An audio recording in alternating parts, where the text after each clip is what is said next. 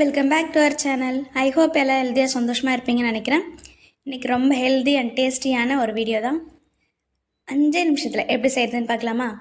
வாங்க வீடியோக்குள்ளே போகலாம். அதுக்கு நான் 2 உருளைக்கிழங்கு எடுத்திருக்கேன். நல்லா கழுவிட்டு வேக வச்சு எடுத்துக்கலாம். இந்த மாதிரி தோலெல்லாம் எடுத்துகிட்டு அதை நல்லா மசிச்சு விட்டுக்கலாம்.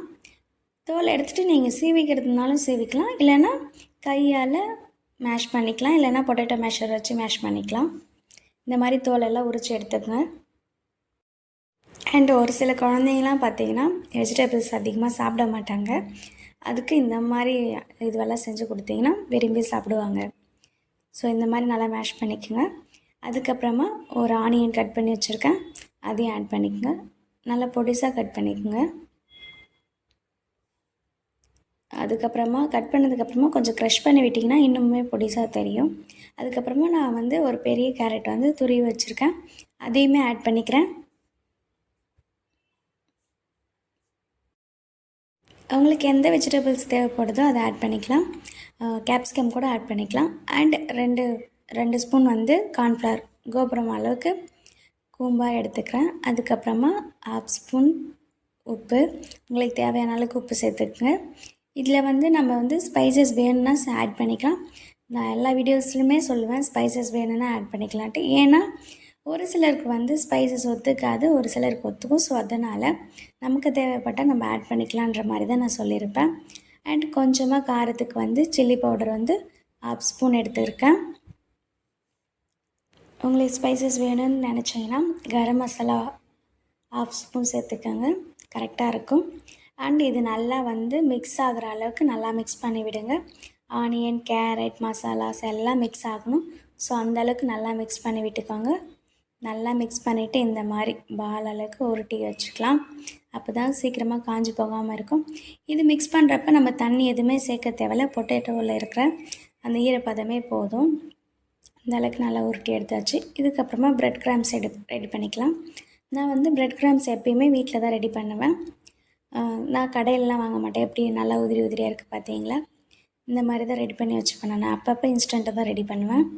அதுக்கப்புறமா கார்ன்ஃப்ளவர் கரைச்சிக்கலாம். 2 ஸ்பூன் கார்ன்ஃப்ளவர் எடுத்து கொஞ்சமாக தண்ணி ஊற்றி நல்லா மிக்ஸ் பண்ணி விட்டுக்கோங்க. அது நல்லா கோட் பண்ணுறதுக்கு அப்போ தான் கரெக்டாக இருக்கும். அந்த மாவில் கோட் பண்ணி ப்ரெட் கிராம்ஸில் டிப் பண்ணுறதுக்கு கரெக்டாக இருக்கும். ஸோ அதனால் நல்லா கோட் பண்ணி விட்டுக்கோங்க. கொஞ்சம் கொஞ்சமாக தண்ணி ஊற்றி மிக்ஸ் பண்ணுங்கள். இந்தளவுக்கு நல்லா மிக்ஸ் பண்ணதுக்கப்புறமா ரொம்ப தண்ணி ஊற்றிடாதீங்க.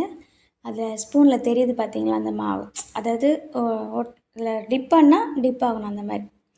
அதுக்கப்புறமா மாவு உருட்டிக்கலாம். அதுக்கு ஃபஸ்ட்டு கொஞ்சமாக கையில் ஆயில் அப்ளை பண்ணிவிட்டு கொஞ்சமாக நமக்கு தேவையான அளவுக்கு மாவு எடுத்து நான் ஓவல் ஷேப்பில் எடுக்க போகிறேன். ஸோ அதனால் ஃபஸ்ட்டு பாலாக பிடிச்சிட்டு அதுக்கப்புறமா ஓவல் ஷேப்புக்கு கையை வச்சு நல்லா திரட்டிக்கலாம். இந்த மாதிரி திரட்டினீங்கன்னா சூப்பரான ஒரு ஓவல் ஷேப் கிடச்சிரும்.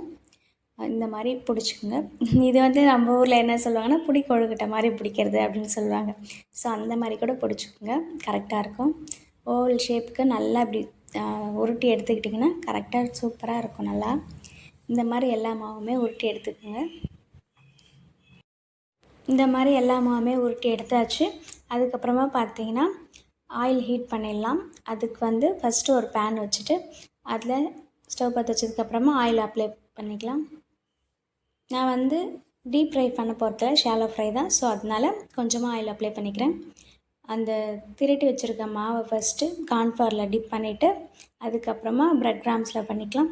ப்ரெட் கிராம்ஸ் மொத்தமாக வச்சுட்டிங்கன்னா எல்லாமே கொஞ்சம் ஈரமாகிட்டு வேஸ்ட் ஆகிடும். ஸோ ஓரமாக தள்ளிட்டு கொஞ்சம் கொஞ்சமாக அப்ளை பண்ணுங்க, அப்போ தான் அது கரெக்டாக இருக்கும். இல்லைன்னா ஈரப்பதமாகிடும். எல்லாத்துலேயும் கோட் பண்ணி எடுத்ததுக்கப்புறமா அதில் எண்ணெயில் போட்டு ஃப்ரை பண்ணிக்கலாம். இது சீக்கிரமாக கரிச்சு போக வாய்ப்பு இருக்குது. ஸோ அதனால் மீடியம் ஹீட்டில் வச்சுட்டு ஒரு 2 மினிட்ஸ் விட்டு எல்லா பக்கமும் ரோல் பண்ணி விட்டிங்கன்னா சூப்பராக அண்ட் டேஸ்டியான கிறிஸ்பி பொட்டேட்டோ ஃப்ரை கிடச்சிரும். அண்ட் இந்த வீடியோ பிடிச்சிருந்தால் லைக் பண்ணுங்கள், ஷேர் பண்ணுங்கள் அண்ட் சப்ஸ்கிரைப் பண்ணுங்கள். நெக்ஸ்ட் இன்ட்ரெஸ்டிங்கான வீடியோட பார்க்கலாம். தேங்க்ஸ் ஃபார் வாட்சிங். Bye bye.